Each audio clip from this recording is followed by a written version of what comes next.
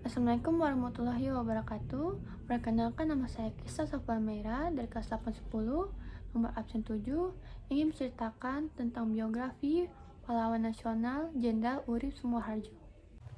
Beliau lahir pada tanggal 22 Februari 1893 di Sidurjang, Purworejo, Jawa Tengah. Orang tua Urip mengirimnya untuk belajar di Sekolah Putri Belanda atau ELM. Lulus dari ELM, Urip melanjutkan studi ke Sekolah Pendidikan Pegawai Pribumi atau OSVIA.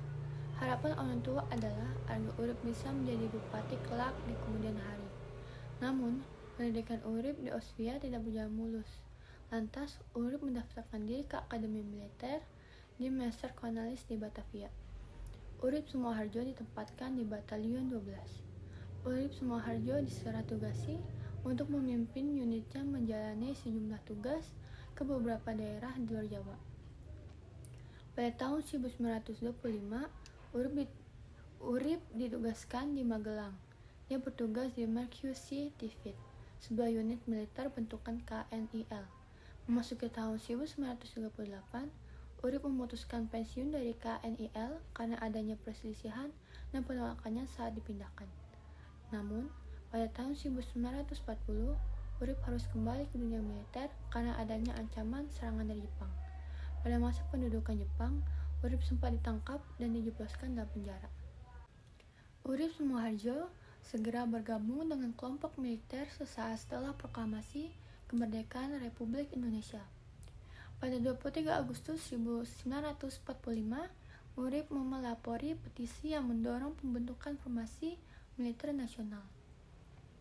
Saat itu, sudah ada Badan Keamanan Rakyat. Namun, dalam perjalanannya, BKR ditetapkan sebagai organisasi kepolisian. Sebagai badan ketentaraan, maka dibentuklah Tentara Keamanan Rakyat atau TKR pada 5 Oktober 1945. 9 hari setelah pembentukan TKR, Urip Sumoharjo ditetapkan sebagai Kepala Staf Umum sekaligus Panglima Sementara. Salah satu tugas Urip Sumoharjo adalah menyatukan dan memusatkan angkatan perang yang saat itu masih tersebar secara kedaerahan. Pada akhirnya, Urip berhasil melakukan strukturisasi hingga TKR menjelma menjadi Tentara Republik Indonesia atau TRI. Dan pada 3 Juni 1947 menjadi Tentara Nasional Indonesia atau TNI. Hingga saat ini, pembentukan TNI tersebut merupakan puncak dari penyatuan antara TRI dengan barisan-barisan bersenjata yang ada di Indonesia pada saat itu. Jasa-jasa Urip Sumoharjo dalam dunia kemiliteran dapat dilihat dari sejumlah penghargaan yang diberikan oleh pemerintah kepadanya.